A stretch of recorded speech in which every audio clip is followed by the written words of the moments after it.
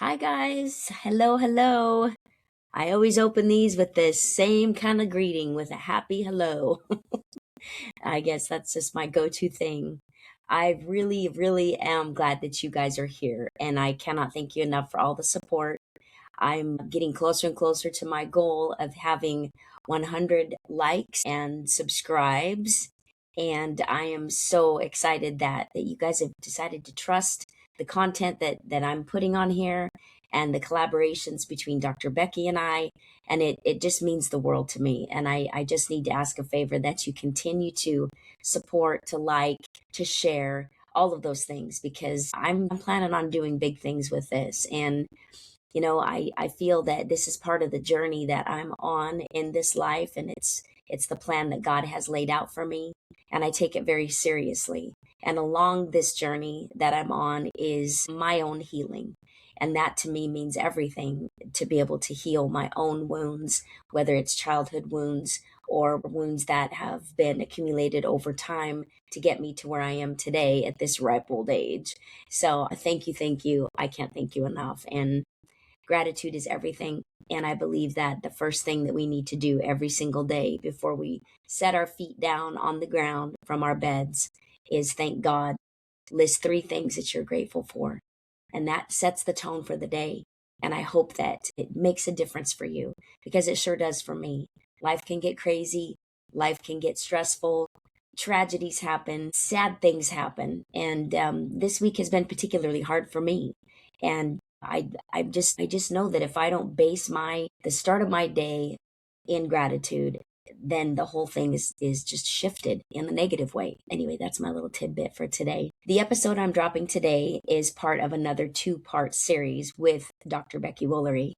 And it's one that, again, every one of these, I say this every time, but it's the truth. Every one of these episodes that we dive into together is essentially her bringing her expertise, her experiences, and her knowledge about that particular subject to the table for the general population, but also in turn, it's therapy for me. And the way that I see things with what my goal is with this is that when she can basically give me some online therapy in front of you all, it's kind of knocks down the barriers for the relatability and for you to just think, oh my God, I totally get it. And that's what this whole thing's about for me. So I know I'm not the only one that has been through what I've been through. And also, I'm not the only one that's on a healing journey at this point in my life. So that's why I do what I'm doing. And I really hope that all this resonates with you. So again, this is part 1 of a 2-part series. And this one dives into generational trauma or intergenerational trauma and how it affects us from years above to infinity and beyond if we don't try to work through it, heal from it, and then change the patterns. Be the disruptor, be the game changer, be the black sheep, be the cycle breaker. And that's what this one's about. We dive a little bit into birth order, but that I believe needs to have its own platform for another time. Anyway, guys, don't forget to find Dr. Becky on her own YouTube channel, Dear Dr. Becky. And thank you again. I can't thank you enough.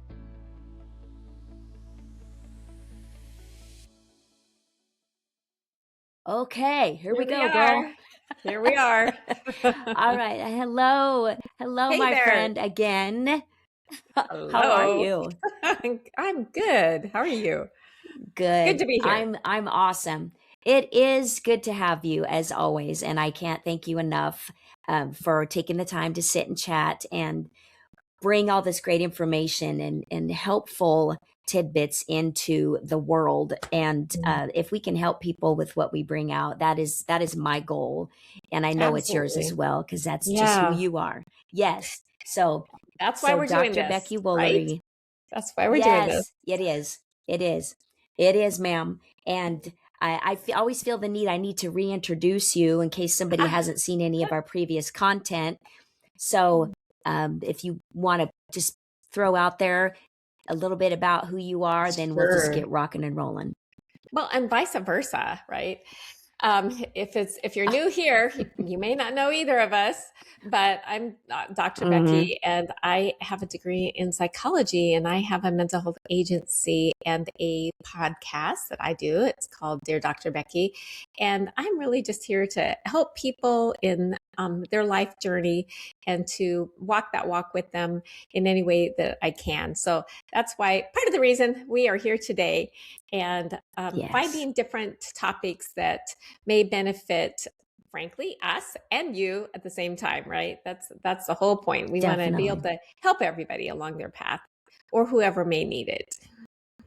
Right. Absolutely. Well, thank you so much. And I don't need to take up time to say who I am if they want to know, whatever. I'm just Whatever. me. That's all, You're just whatever. you. You're Yeah. just you. I'm just me. I'm just me. And I Oh, am the I the like just person you, so fortunate that's enough to good. have this. Stay just you. Well, thank you. Thank you. I appreciate that. So, what we chose to talk about today is something that is just such an amazing topic. And we had mentioned previously that it's one of those subjects that people just I don't know if they make excuses Mm, for this as far as any type of behaviors or things they were raised with because it's just her, it's just how they mm, are, it's just the way it is. And what we're going to talk about is intergenerational trauma, mm, generational trauma. And I really want you to start us off with what your professional opinion is and your experience on the end of counseling mm, with this type of thing. mm. It's a deep issue, and what you just said just resonates because I hear it many, many times over and over. It's just how I am. It's just how it is. And honestly, I really do think that a lot of that is just a lack of insight, a lack of understanding, a lack of awareness, right? Because frankly, it is how we are. We are born a certain way. We are exposed to certain things, which basically all of that, we talk about, we discuss all the time about nurture versus nature, right? And so it's that combination of genetics plus how we're raised in our environment, right? Nature and nurture is who we are. Yeah. And so therefore, I think many people just grow up thinking, well, this is how I am. This is my personality. This is how I was born, or this is a result of my environment, right? Which is true. I can't deny that there's not truth to that. Right. But you know what I always love to say? Anything about you, even these days, even the color of your eyes can be changed. So I think it's important to recognize that Mm, we have to have awareness first, though, and we have to have a desire and a motivation, right, to make the changes because there's nothing about us that we cannot change. No matter if it yeah. is your genetic personality, you can change your personality. There are all kinds of different approaches to being able to make the changes that can help you to have, frankly, a better life. So why would we not want that, really? Regardless of Absolutely. regardless of how we were made, right? Regardless if we were more influenced by nature or nurture, frankly. But that didn't specifically talk Absolutely. to generational trauma. We can go into that a little bit more because that is definitely part of it, right? That actually comes down to both nature and nurture. I'm just going to say one thing when we think about it, that when we look at the nurturing part, really, our families are our first classroom. They really are. And we never really graduate. Yeah. We never graduate from our families. True. Think about it. We never graduate from our Oh, family. right. Yeah, that's interesting. Interesting way to look at it. Yeah. And what do we learn? What do we learn in our families? Well, what are we supposed to learn compared to what do we learn? Something to think about. Yeah. Because honestly, that's a place where we first learn and understand things like safety and love and worthiness and how conflict works and maybe what we deserve. And these things can get really wired into us before we even have the cognitive ability to question them, right? Because we're concrete thinkers when we're little. But by the time we're often old enough to think about those things critically, those lessons are just like facts. That's why I said when people state, hey, this is just how I am, I get it, because they are like facts. And Yeah, they're just really opinions that have been handed down from people who are flawed, because we are all flawed. And absolutely.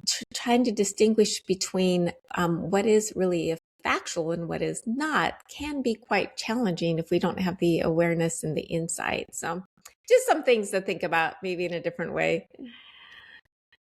Absolutely. It is crazy though that when we're I mean, even it forms even in our mother's womb that there could be traumatic events that happen that are absorbed, epigenetics, everything changes in so many ways. And there's so many things being flooded into our system as we're growing a human inside of us.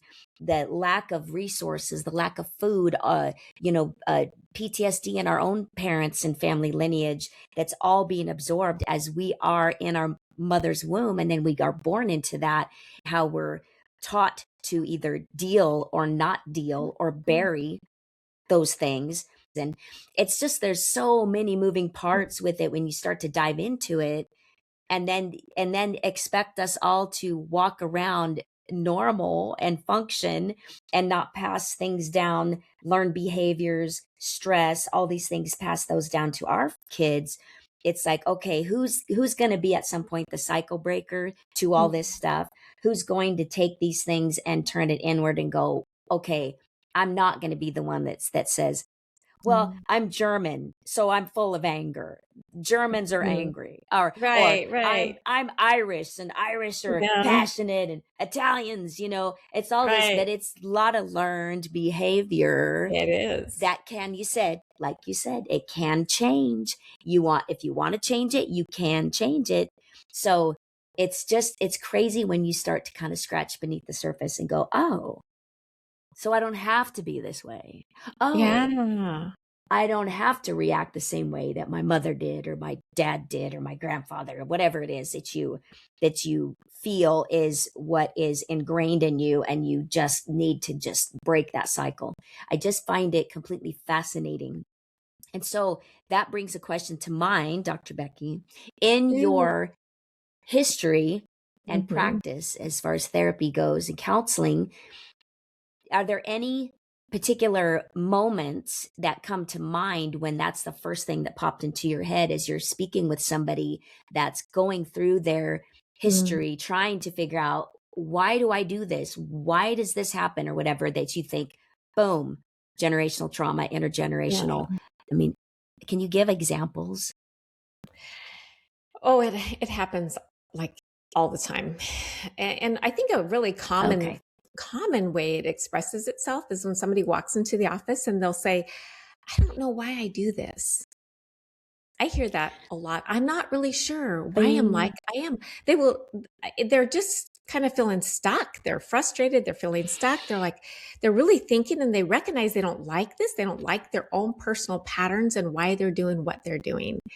And that is Mm, always fascinating to me, because I love, frankly, it's fascinating because I can see that they really have this strong passion and desire. And individuals that are like that in my session, I know they're going to do the work because they want to mm, know.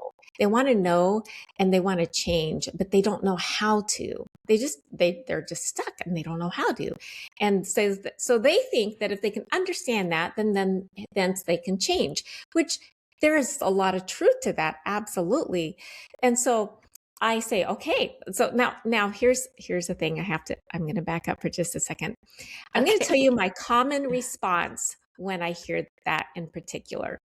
My common response is, you're absolutely right. If we can dig down and help find out, maybe why you do the things that you do, why you think this way, why you behave this way, et cetera, then we can definitely, it can help massively, because you're basically armed with information, and now you can identify specific ways that can help you, right? That is really the Yeah. first thing that I typically tell people. But now here's a caveat to this.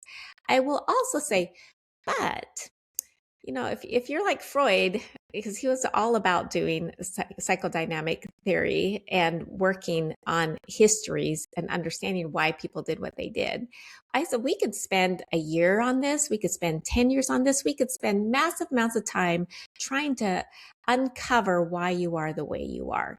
And of course, oftentimes we will just have a basic conversation about the fact that it's a combination of, genetics and environmental factors, right? But Hmm. but I'm like, but let's dig down. Let's see if we can find it. But we're only going to spend a short time trying to find out why you are the way you are. Because one thing I have learned in working with people is they can figure out exactly why they do what they do. But here's the caveat. It doesn't mean that they will change what they do. Mm. So it's right. It's fascinating to Yeah. me how many people do get to a point where they understand why they do what they do, even if they understand the history, the genetics of it, how it was an environmental, how it was learned, whatever the case may be. Maybe it could be a situation that impacted them in the way that they think and they feel, and it's just stayed with them forever, right? So they get Hmm. to understand that, which is great, but it doesn't mean it's going to change anything. That's just the first Yeah. step, is the awareness. And so my favorite response to that is, frankly, well, but if you know that it's a problem right now, why don't we just work on changing it? Mm. We can work Mm. in the moment. We can work on changing it. We can identify ways that can help you to change it. Well, understanding where it comes from help, absolutely. But what will help the most is actually being intentional and acting on the problems and making changes. And I can help you walk down that path and figure out how to do that will work for you. Does that make sense, Tiffany? Absolutely. 100%. I That's love that. I okay. love that because I think we can get hung up on the why. Yes. I Mm-hmm. mean, hugely hung up on the why. And I'm guilty of that, on the why. Not that I sit back and just hang on to it. I think it's because the way my brain works is the why is huge for me. The why, because I'm so Sure. curious and I really want to Absolutely. know it, if there's an answer as to my questions of why, that helps me come back to, okay, I got it. Okay, now I can move forward. I get it. Makes sense to me. Now I can move forward and figure out how to work on it, and let's fix this.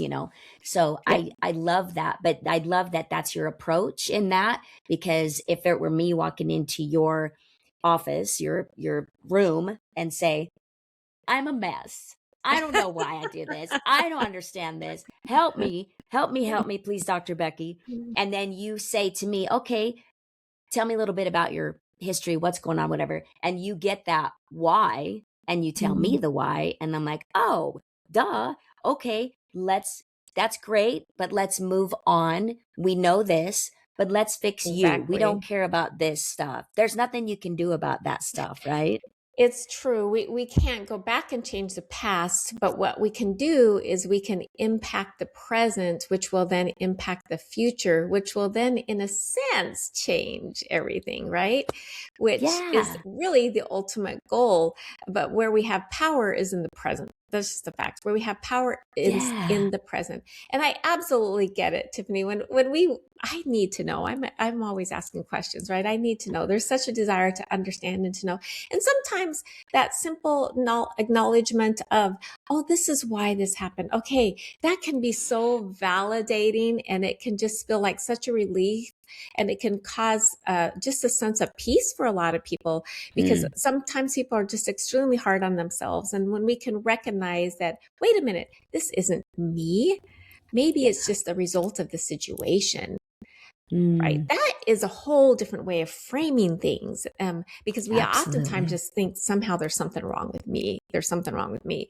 And then when we can look at the bigger picture and we can understand that, wait a second, there's all these different factors that come into play. I need to give myself a little more grace. And Mm. sometimes a simple thing like that can be so powerful, right? We don't have to do anything any further. So it really just depends on what the situation is and what people are needing and striving and what they need to have changed in their life. Maybe it's a better relationship. Maybe it's self-esteem, for example, why it is that they're seeking the answers that they are seeking. But many times they can work again in the present on improving their self-esteem, on improving communication. But I definitely agree. It's good to look at what influences the reason that we do the things we do or think the way we do, right? Definitely helpful. Yeah. And I'm just going to back up to kind of summarize a little bit of what you said earlier, because of intergenerational trauma is a perfect example of how many things are impacting us. And yet we somehow just think we are the issue, right? That's so true. Somehow I Right. am just the issue, or what's wrong with me? I hear that so commonly. I'm not saying that you Mm. state that. It's just a common thing that No, I right. hear in sessions, Sure. right? But frankly, trauma can be transmitted. Everybody has trauma in their life in some way or the other, right? And oftentimes it just depends on how we handle the trauma. Mm. But if we don't handle it in very healthy ways, and frankly, even when we try to handle it in healthy ways, trauma is still going to impact us. That's just a fact. It's going to impact us. It's going to Yeah. change us. And it can be transmitted to other people behaviorally, like through modeling or the emotional climate, right, of what they might be going through. And of course, Mm. another thing then that can be impacted by that is the attachment patterns. But they are often inherited relationally. I think that's a huge part of that intergenerational trauma and something you were talking about. And then also the unprocessed, sometimes grief that people go through when they've experienced trauma, that can alter family systems. And then I just have to Mm. touch on what you talked about epigenetics, because that's something I think a lot of people don't understand. And I'm going to try to make it simple. I'm going to try. Good. Epigenetics, Good. it's not about it's not that trauma is going to actually change your genes, but there's a huge research that is called the ACE studies. I don't know if you've heard of the ACEs. People always like to ask, hey, where are you on the ACE scale? And if you're really high on the Oh, ACE scale, I've have you heard heard that. of it? Okay, that means that you've gone through massive amounts of trauma. I worked with somebody just this week who walked in and said, this is my ACE score. It was out the roof. It was crazy out the roof how Oh. much trauma this individual had. But, and that trauma can be a lot of different things. It can be a combination of anything from violence that has occurred to somebody, to abuse, to accidents that they may have gone through, to experiencing, watching other people's trauma, right? There's Right. just so many things that trauma impacts. But what epigenetics shows, there's stress markers that can influence our gene expression. It's not the gene that changes, it's how it is expressed. And to give you a simple, Mm. I think, a simple analogy, it's like, you walk into this house here and there are light switches everywhere. And maybe, just maybe, my laundry room is a real big mess, right? So if I'm going to go into my laundry room, I'm going to flip that light switch on so I can see and not trip over everything. I'm going to be a little bit I'm not more, sure. right? I want to trip over everything. So I'm going to turn that light switch on. I'm going to be a little bit more vigilant in my laundry room than maybe other rooms in my house. So that is really what epigenetics is about. It's about all these different gene expressions. So in other words, some are switched on and some are switched off. So if we're going through trauma, guess which ones we're likely to switch on? We're likely to switch on that fight, flight, freeze system. And so that laundry room, I'm going to flip that switch on because I have to be more vigilant. I have to be more aware. I have to be more on guard when I walk into that Mm. room because of what I'm experiencing. That's really kind of a really brief, I guess, analogy of what epigenetics might look like. I just want to clarify, Yeah. it's not the genes changing, but it is definitely how they're expressed. And then that is what gets passed down and from one generation to the other. Because if it's expressed that Interesting. way from one family to the next, you can only imagine you're in this hypervigilant kind of state. potentially, right? So I just wanted to Yeah. express that. We, as I we appreciate mentioned, that. yeah, yeah, just to make it easier to understand, we don't just inherit our eye color, we inherit things like coping styles and emotional tolerances and unfinished grief Or intolerances. or intolerances. Yes. Yeah. Yeah. Yes, Yeah. emotional dysregulation for sure.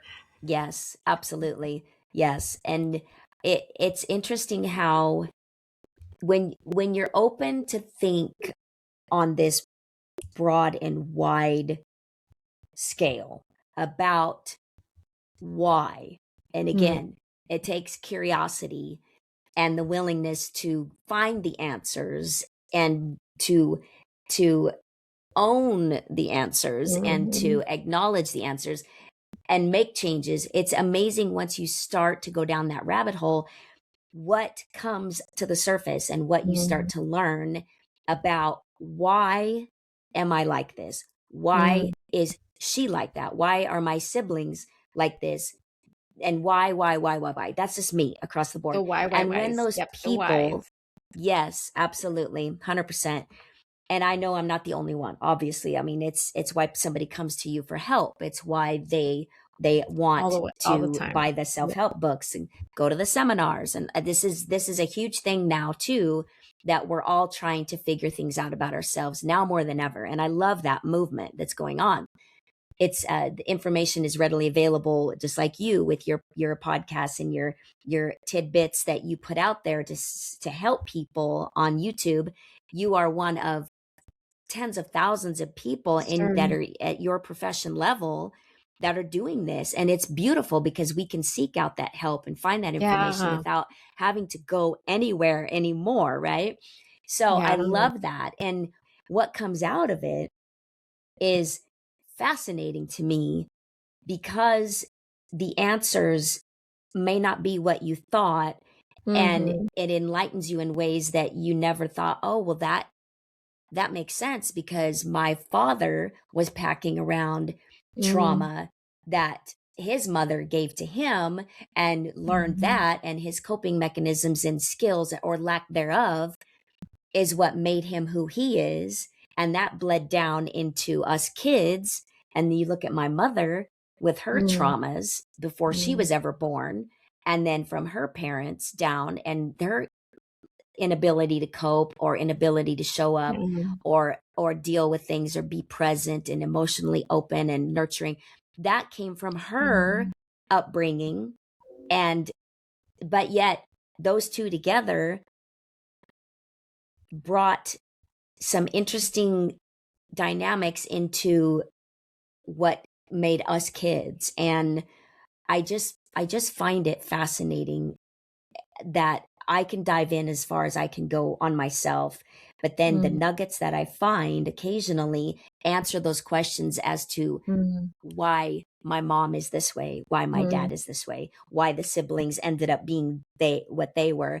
And we bleed into birth order mhm, on top of that. So the parents that the older siblings got at 17 years old, mind you, my parents were 17 when they had their mm. firstborn,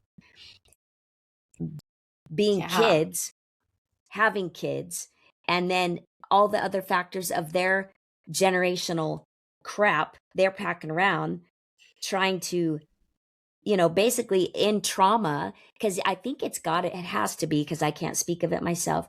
Being a teenage parent has to Mm, bring its own trauma into the mix of the stress of dropping out of school, trying to live their life. I don't know how to mm, cook. I'm not sure how to do this. I don't know how to do that.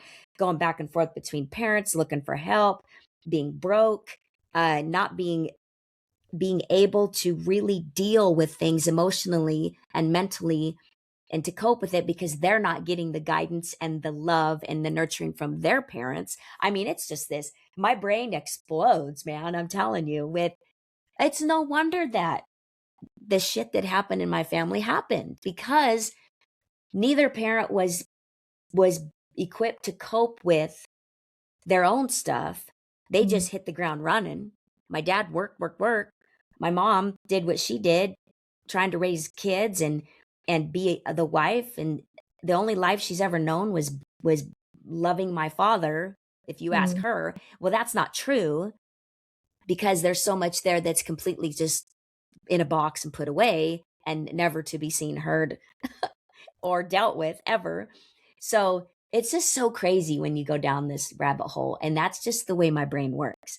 I don't know if there's anybody else that has experienced this kind of thing in the Mm. search for answers like me. But after all that rambling, what are your thoughts?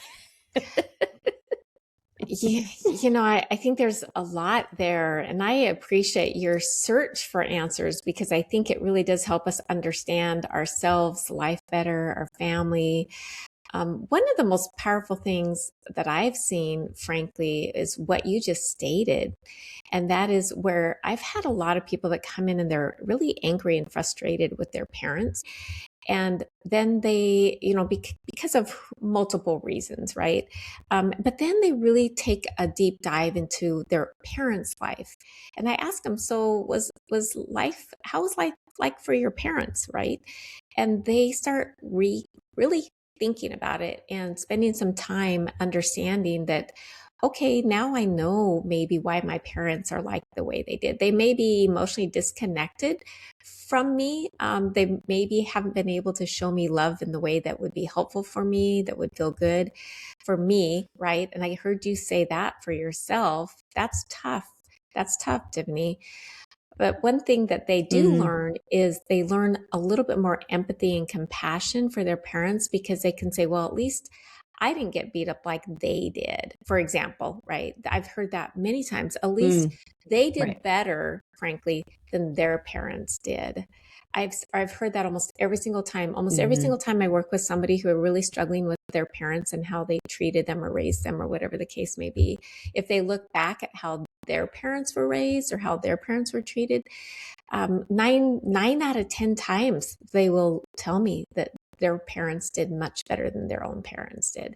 And that changes. It's like this Right. flip changes in their brain that, like, wait a second, I need to be a little bit more compassionate and have a little more empathy. And now I understand. It doesn't change. It doesn't excuse. I just want to say it doesn't excuse, Right. bad things, bad behavior.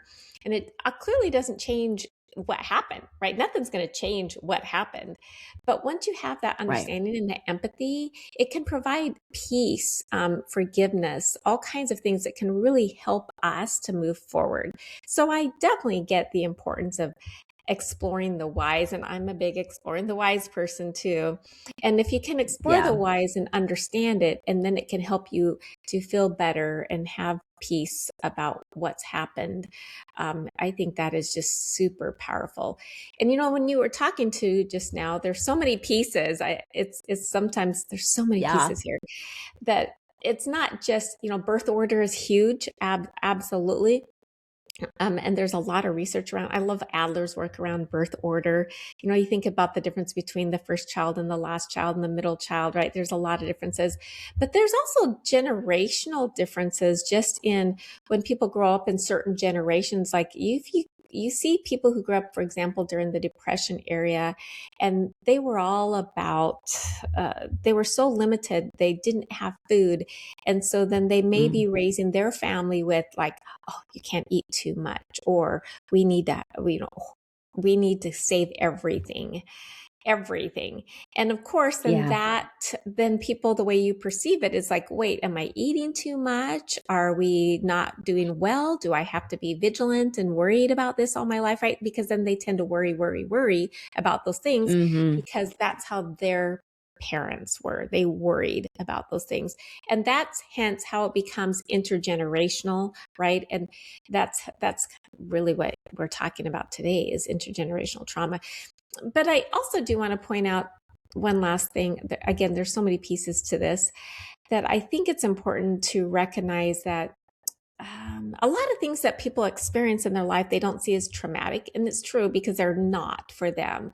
It's really we know that frankly humans are resilient. They're able to get through things, they're able to move on. And so they don't really see it as traumatic. They honestly just see a lot Mm, of those things as just normal life occurrences, right? And right. so I do like to point out that what is traumatic for one person isn't necessarily traumatic for another person, because sometimes it just is how we understand it, it's how we perceive it, it's what we do with it. Mm, So yeah. just wanted Yeah. to mention that. I appreciate any added tidbits that you can put in there to help people understand different aspects of what we're talking about. And so unpacking all of it is important no matter which direction it goes, because what I experienced growing up with my parents wasn't the same as what Mm-hmm. the older siblings experienced. You know, Yeah. like Dr. Gabor Mate says it very Yes. well, that you didn't have the same parents, Mm-mm. even though they were the same people, you didn't have the same parents. And Oh, so, yeah. that's interesting, because that's where birth order definitely comes in a lot of ways, when you're dealing with the 17-year-old parents who were just in a whirlwind of stuff trying to deal with, oh crap, we're going to have kids. Well, let's get married. We'll make a family, and this is what we're doing. Right, And right, right. the tools, the tools and lack thereof, at the same time, they were not the same people. And then when I came along, I wasn't planned. They Mm, were done having babies. They had mm, already lost two by then. The mm, rainbow baby was born, and he was the mm. golden child. And then it was like, okay, we're done. Mom had been pregnant 5 times by the time I came along, with Wow. two being one full term that didn't come home, that died after birth, Oh and my one gosh. miscarriage.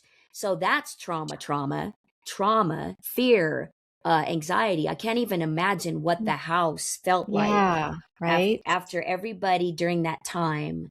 There's the baby's coming, there's a baby being born, and this one was gonna be the rainbow baby after the first loss. And Mm, so this one was gonna be that one that made everybody feel better, because I'm sure the house was um, already full of trauma and stress. And then mom goes to the hospital, dad's there, they don't come home with the baby. So that whole thing, I can't even imagine how that felt on mm, the family, from mom and dad down to the other kids. It's unimaginable. And mom not being equipped probably to deal with that, and not having a super nurturing, loving mother of her own. I don't know where she turned to. I don't know mm, who she turned to. I don't know how they dealt with it. So all this happened before I was ever born. And then mm. they're done. They're done. The golden child came. He was perfect. He was the savior. He was everybody's baby. Then, He helped them forget about their grief. yep, he did. He Yeah. helped them forget about their grief. And so there was born the golden child, the rainbow baby slash golden child. And then, you know, 17 months later, there's me. And it was like, okay, we didn't, I always imagine, and nobody's ever said, Hmm. man, when we found out we were pregnant with you, it was because the mom had the IUD and it went all the way up to the bladder or something. And I was never Mm, supposed to be here. mm, But you were such a pleasant surprise, and we mm, don't regret you at all. Say that now. Say that now. mm, But I put myself in mom's shoes and think, okay, I lost two, had one perfect one. What are the chances this one? We didn't plan this one anyway. We're already tapped out. We got 3 kids. Life is crazy. I didn't really want another one, but here we are. I always wonder about that, because she'll never mm, be honest. She'll never be honest with me and say, oh, God, mm, yeah, I would. I'd say, oh, hell yeah. I was so stressed out. I'm like, what the hell am I going to do with another kid? We lost two. We got one. Blah, blah, blah. I would have been completely transparent, but I don't get any of that. So but I could put myself in their shoes and think, oh, I would have been freaked out. I would have been like, wait, the IUD went where? I'm mm. not supposed to have another kid. We're not, we can't have another kid. Totally put myself in their shoes and think all of that stress probably flew into me through my mom, because of the cortisol and all the chemicals flying through her, stressing out, wondering, is this baby going to be born alive? Am I going to miscarry? Holy crap.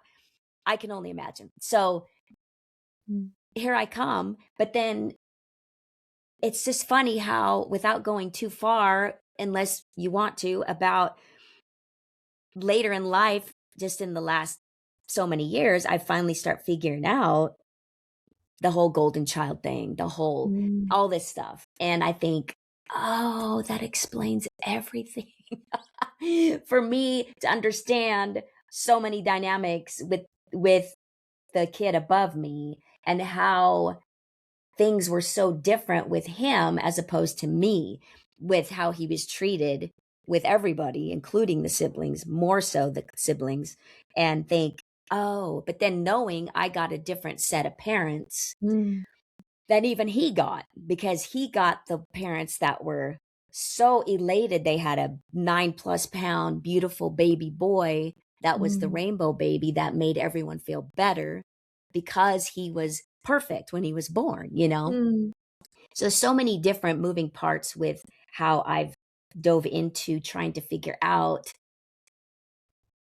all the questions to why. And there's too many to list. So anyway, there you go.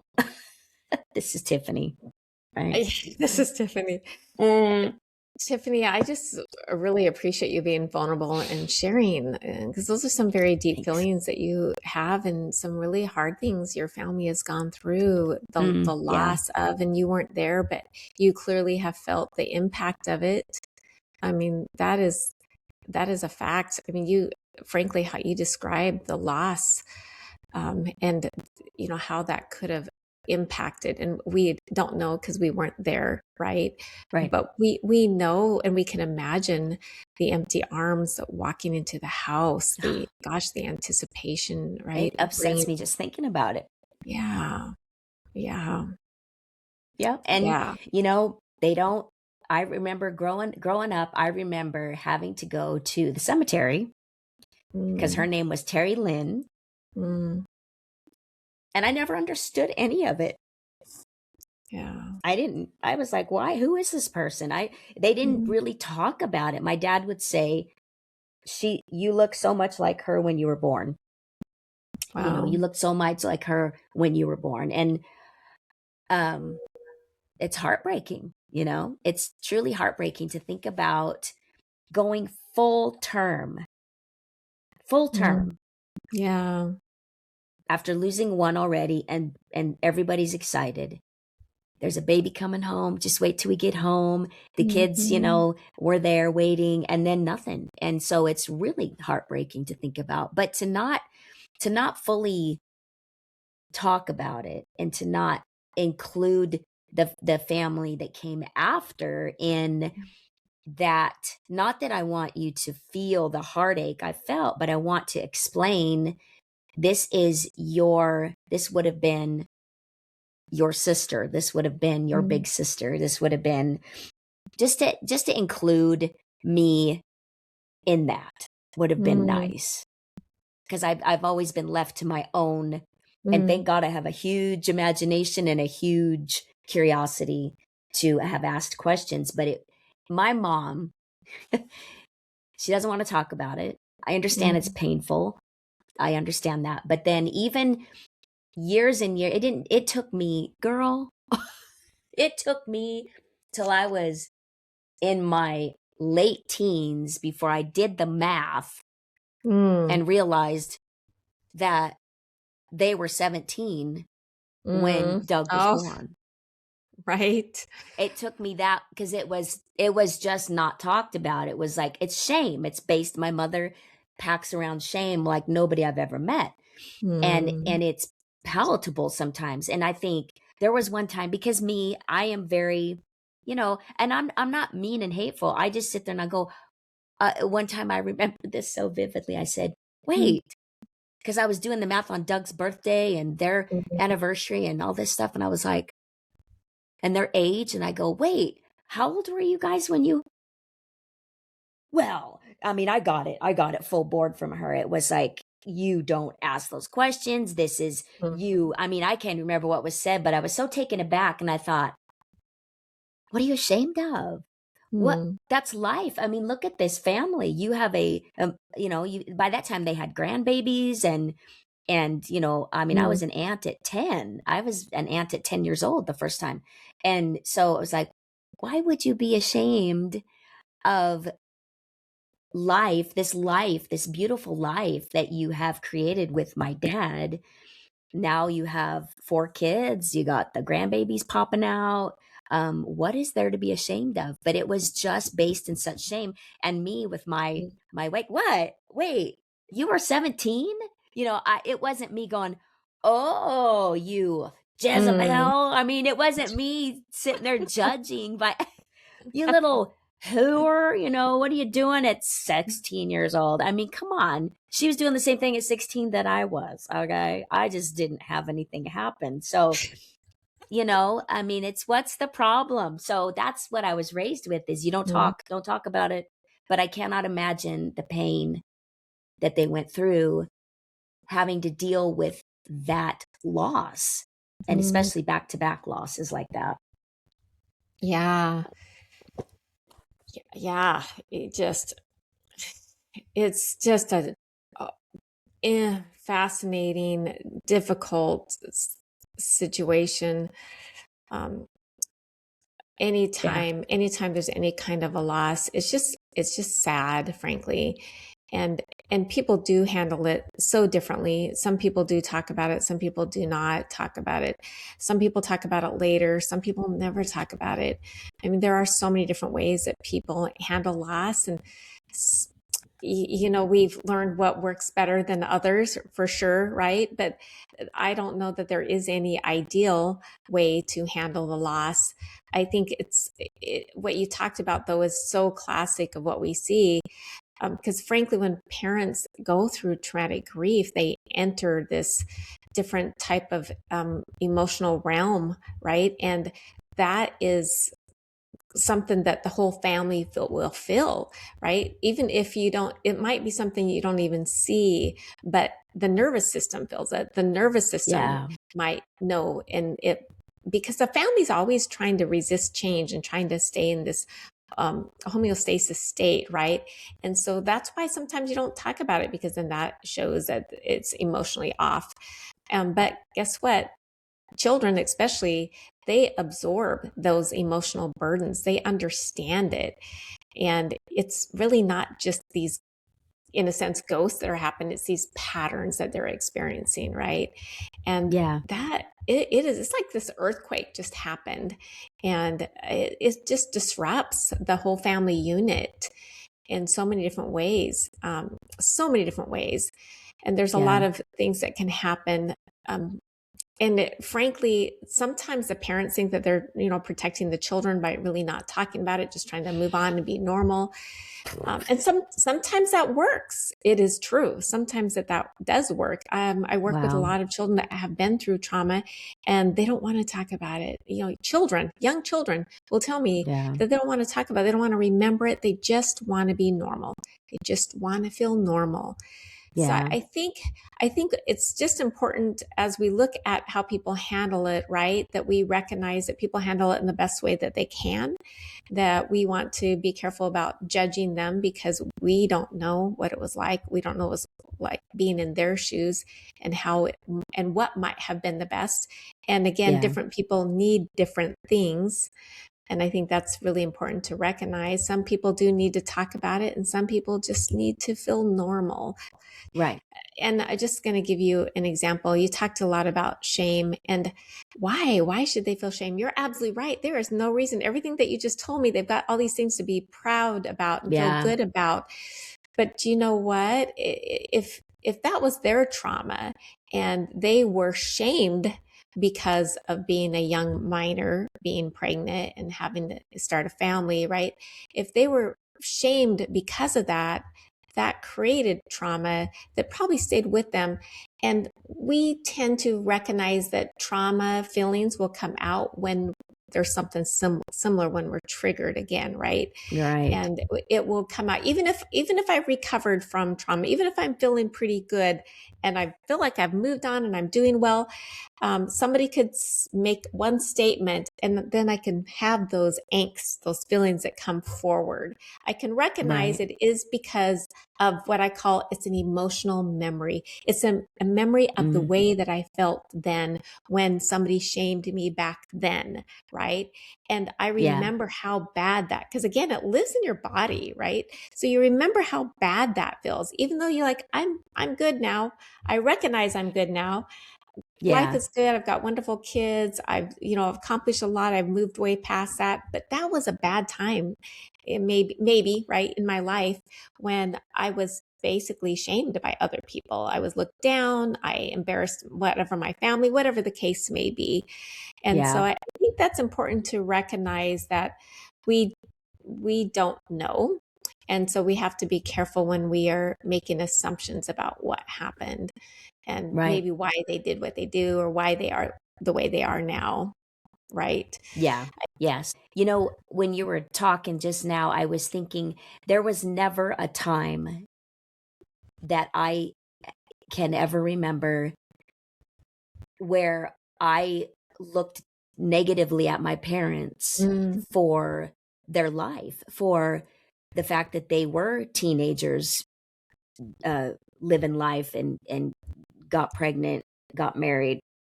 We're talking 66 years or something. It's just like, you got nothing to be ashamed of. Holy no, cow. absolutely. Nothing, and it's just, However, it doesn't I mean that never felt they weren't shamed previously, right. right? I Right. mean, No, I it's I great that guarantee you're you that that that's way. part of it. Yep. Yeah. Yep. And it's funny that was the first thing that my mother Mm, reacted to when I did mention mm. that, cuz I can joke with pretty much anybody, but not her. She's I'm not just kidding serious. you. She's She serious. is she is she reacts. She will it just makes me laugh because I don't know why. It's like, do you not know me by now? Do you not realize that I am not a malicious, hateful, disrespectful turd? Do you not realize, because every now and then, just like the other day, what I don't even know what was said, but it was so Mm. dumb. And then she goes, "Don't you have somewhere to go?" And I was like, "What is the problem? Well, don't you have somewhere to be?" That's what she said. "Don't you need to go to Nevada? Don't you need to go home for a while?" Mom, what is your problem? Blah, blah, blah, blah, blah. Because She was clearly annoyed with you at just, that point. oh, For girl, reason. it never ends. She is annoyed with me most of the time. And it's so funny because the dynamics between her and I, and Mm, everybody knows this that knows me or even listens to this and doesn't know me at all. They're like, I get it. You've said it 1,000 times, but it never ceases to blow me away mm, at I can joke with my dad and he just laughs and it's like we get along so good. And then if mom says something that I think is funny and or I'm saying something that is funny and it's not directed at her. It's not like, well, I'm just gonna pick it's just like, where did that come from? Don't you have somewhere to go? I look at her and I go, where did that come from? Because my personality is I don't take any shit. I just don't. It's not like, look, and You're I pretty answer for everything you're is directive, Tiffany, really? I didn't know that about you. yeah, you're like, what? What? Okay, that's a shocker, right? But I'm not mean and malicious and hateful. It's like No, right. There's a I have difference. There's a clear, difference between being yeah, direct and assertive and being aggressive and mean. right, right. And it's Yeah. funny because she hates it. It just never ends. Even in her state of decline, meaning, mental decline and all that, Mm, and all the stuff that I have to do and dad has to do, and everybody that is involved, well, there's not everybody, there's a few. There's always people that have to do things for her. And it's funny because you think, shouldn't you be more grateful? You know, mm. Shouldn't you be more grateful? Maybe. I don't know. Just a thought. And not be like, don't you have somewhere to go? Don't you need to go somewhere? Okay. Yeah. Oh, yeah. There's places I could be. Trust me. There's places I'd like to be. Trust me. But That's a classic. That's but a I'm here and classic. I'm making dinner. That's right. And that is a classic caregivers scenario right there for sure. Especially when you start seeing the cognitive Yeah. decline and you don't really get the appreciation that you should be getting. That is just a fact. It's kind of across the board, Night and unfortunately. day. Yeah. Yeah. And my dad is just the opposite. My dad, he can't thank me enough nonstop. It's like, Daddy, you already thanked me 6 times. It's fine. I love Mm, you. I'm here to help. I made them burgers a couple nights ago. Oh, honey. Oh, thank you so much. Oh, uh, he is getting sweeter and sweeter by the second. that's And, awesome. and it's just, he'll never be the guy that has dementia that's going to turn into the combative turd. Mm, It's just not happening. So he's just sweeter and sweeter and sweeter, and the hugs are more and oh, more and more, and you just go, yeah. oh, Anyway, but wow. what I wanted to talk a little bit more about was I wanted your take on my parents' lineage. I'll just give you like a Mm, rundown and yeah. just to kind of explain a little more. And you mentioned earlier about having more understanding and empathy for people Mhm, like my mother who never were they were she was never given the right tools to to be to I guess to feel safe, secure, understood, valued. I think back then, her parents, her mom and dad divorced, and then she had half siblings, step siblings. On that side, my dad's the same thing, but his dad was murdered by his uncle, if you can believe that. It's oh, Arkansas, crazy what? stuff. So What? yeah, murdered by my grandma's brother, and they came from Arkansas out this Oh way my. through Washington to Idaho. Wow. You don't leave the family, but you back up, and her dad killed himself in front of everybody Mm, with rat poison. So then you oh, carry this, her husband gets murdered. My dad's just a baby. He's literally like a brand new baby. My my my dad's uncle follows them out here to Idaho, tracks him down, kills my dad's dad, slashes up my grandma and an aunt, and then he spends years oh and my years in prison. But gosh. yet, it's just crazy. So my dad was born into Serious trauma, trauma. Yeah, serious 100% trauma. born into trauma. Can't Oh even my. imagine what it was like. And my aunt, his older sister, was already born, but it's just crazy. So then my grandma remarries a World War II veteran who had half his hand blown off. My grandpa Casey Oh was my. like this much of his hand. And when he'd get mad, he'd go like this. And he was a chain smoker. He'd smoke like this. Oh. Anybody that knew Casey knew the guy was a character, but he was filled with a lot of rage, and he had Mm, been blown up. He was a yeah. vet, a tattered vet, and never talked about any of the stuff, but was abusive and Mm, pretty rageful back in the day, and then grew into this adorable older man that I got. Like the same thing. mm, They got this Casey, I got mm, this Casey, and I freaking loved my grandpa. He was mm. absolutely nuts in a good way, and I loved him so much because he was unhinged and had no fear of anything. So he was amazing. But my dad didn't get that amazing, from Mm, him until much later in life. So, but it's just so much to pack, and not to mention the young father, the losing two babies, all that stuff. My dad just packed so much stuff, and he became the sweet, kind people mm, pleaser to just keep the peace. He is the mm, way he is because he just wanted everyone to be happy and keep the peace, including his wife, including, the son that betrayed him and all this stuff. He just, well, that's my son. Well, that's my wife. Well, that's my dad. And always making excuses for bad behavior mm, and disrespect. And so I saw that. Let's flip down to what I saw mm, my in my life, watching him keep the peace and be so kind and loving and people crapping on him. I naturally became the caretaker for him and the protector for him. and being the last born and all of that. It's Mm. like, oh, nobody's gonna mess with my dad. I don't care who you are. It could be my mom, my grandpa, my brother. I don't care. You're not gonna mess with my dad. And so that's where I naturally took that in. But on the other side, my mom's family was, her her mom's dad killed himself in the Burns, Oregon Oh, jail cell, hung himself there. oh He's buried in man. Burns. So, and then grandma, Wow. there's very little info about my mom's family. She doesn't know anything. She doesn't talk about it. If she knows Mm. it, very little. I don't know diddly do about any of them, honestly, really very little. And, everybody had bars. Her dad ended up, probably shouldn't say it, but he married somebody, somebody else, and then he died of Mm. cancer and all the, I mean, Mm. it's just like kids, step half whole, such chaos, but never equipped with anything. She just was given money and ran the streets. Like, here, Mm. run along. Here's money. Go play Mm. in the freeway. so, the only thing she ever could tell you is how much she loved dad from the day she was Mm. born. That's pretty much all Mm. you get from my mom. So Mm.